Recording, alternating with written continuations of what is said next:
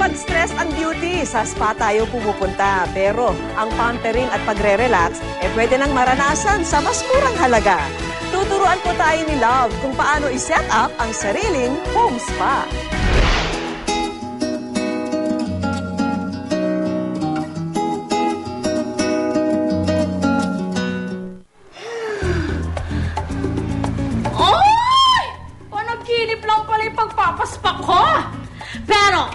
Alam nyo kayo dyan, mga kapuso, huwag kayong masyadong malungkot na parang panaginip lang ang inyong pagpapaspa dahil pwede kayong magkaroon ng mga homemade spa. Ang kailangan nyo lang gawin, punta kayo sa kusina nyo. Napakaraming pwedeng gamitin na mga spa products. Eto, gagawin natin yan. Ang kadalasang presyo ng food spa, umaabot sa 250 hanggang 300 pesos. Pero pwedeng ma-achieve ang malalambot at makikinis na paa minus ka expensive oils at food spa machine. Hindi magpapahuli ang ating mga paa, no? Lagi napapagod yan, laging ginagamit. So, kailangang ma-relax din ang ating mga paa.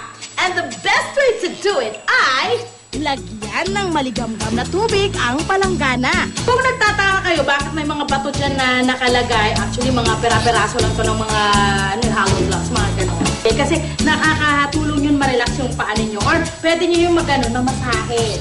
Lagyan ng templadong brewed coffee o purong kape. Tapos, lagyan na natin yung ating asin. Ang coffee food spa, siguradong makare-relax sa mga pagod nyong paa kapag ibinabad ito ng 30 minutes. At ang iyong gagastusin, hindi lalagpas sa 70 pesos. Yung benefits kasi na nakukuha natin dito sa mixture na to is that kung for example tired yung feet natin at gusto nating ma-relax or maginhawahan yung sumasakit na muscles natin, nakaka-relieve siya ng muscle tsaka ng pain. Ito namang facial massage. Talaga namang effective pampabeauty dahil nagpapaglow to sa skin. Pero balita ko, umaabot daw ang presyo nito sa 200 piso.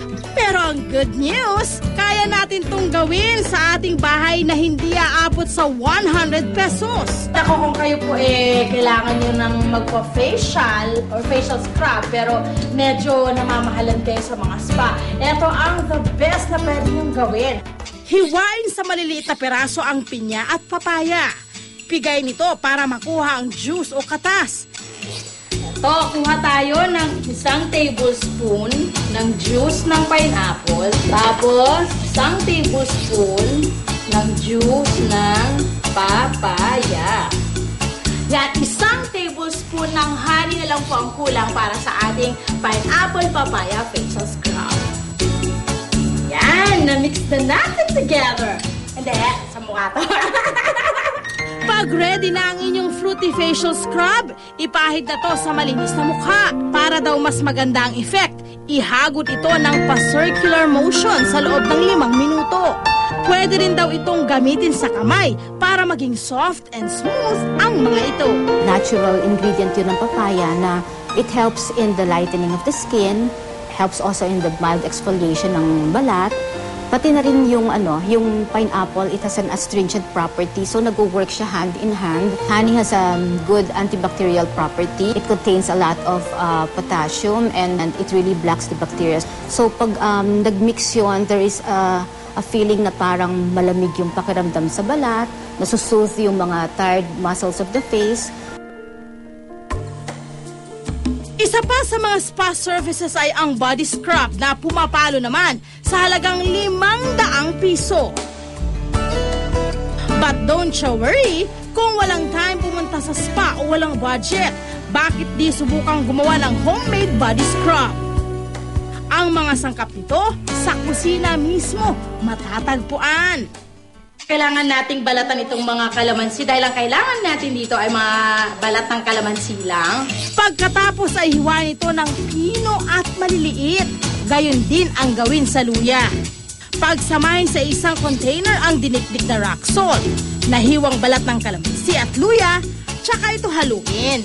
Okay, siguro ang patak na ang ating gravy oil.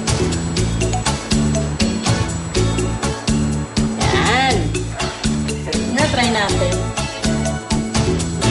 Wow! Sweet! good. Sarap!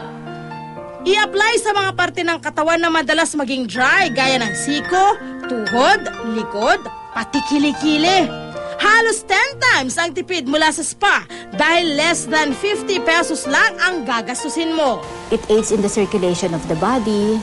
It soothes yung mga muscles na aching or in pain.